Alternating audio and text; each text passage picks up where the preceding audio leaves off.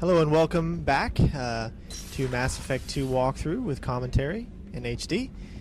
This time we're going to talk to Miranda and find out a few things about her and try to gain her trust. Commander, what can I do for you? You have a minute, Miranda? No doubt you've got a lot of questions. Cerberus isn't as evil as most people believe. If I can help allay any of your concerns, I'd be happy to do so.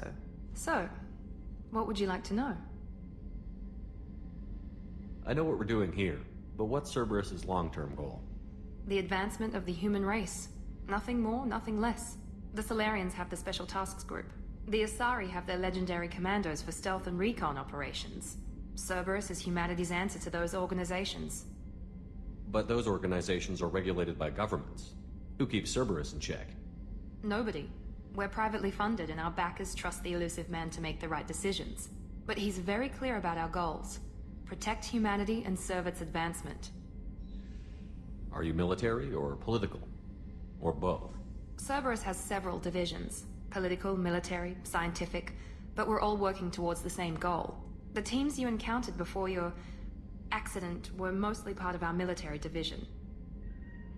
But not all Cerberus operations use the same protocols. We try not to get bogged down in bureaucracy or formality.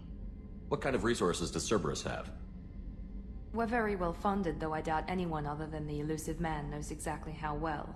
But our resources aren't unlimited. Reviving you and rebuilding the Normandy was a significant investment, and a significant risk. We're all hoping you can do the impossible, Shepard. No pressure. What can you tell me about the elusive man?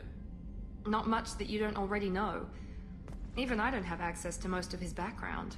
And you've seen more of him than most ever do. It's rare for him to become directly involved in missions, but you're something special. Whatever else people might say about him, I can assure you he's got humanity's best interests at heart. That includes you and me. How can you be sure of that if you know so little about him? I didn't get to where I am without knowing how to gauge people's motives and ambitions, even from brief encounters. He's no saint, and he'd be the first to admit it. But he is committed. Humanity couldn't have a better advocate. Tell me about yourself, Miranda. Oh, I guess that's fair. I've spent the last 2 years learning everything there is to know about you. Well, you should probably know that I've had extensive genetic modification. Not my decision, but I make the most of it. It's one of the reasons the elusive man handpicked me. I'm very good at just about anything I choose to do. You certainly don't lack for confidence. It's just a fact. My reflexes, my strength, even my looks, they're all designed to give me an edge.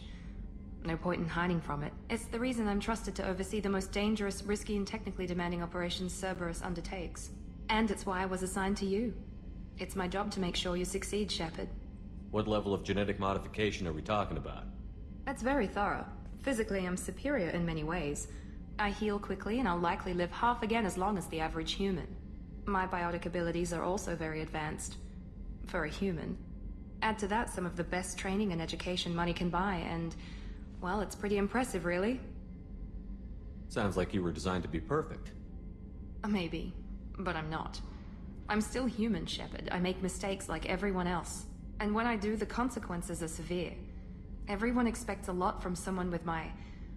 abilities. Thanks for the information, Miranda. I'll talk to you later. Of course, Commander. Whatever you need. Alrighty, well, it looks like we found a little bit of information from Miranda. And I'm going to continue with this walkthrough, and we're going to check around a couple of places here. This is going to be a pretty short walkthrough, because I'm trying to separate this by deck, just to make it easier and more understandable. Access to life support is restricted. Still a few places you can't go. It's even gone as far to have a men's restroom and a woman's restroom.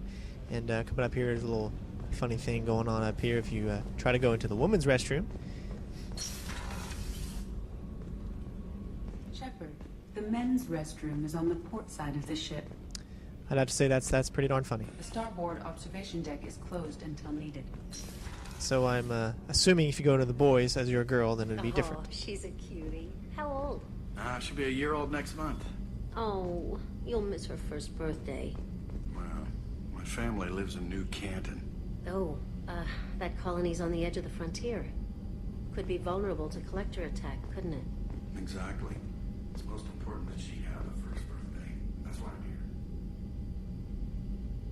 So as well as I've noticed, the more when you come back, from completing certain missions, when you go into different places, people will start saying different things. So it's not like every time you walk into this room, they're going to say the same thing, which is very good because you don't always want to hear the same thing.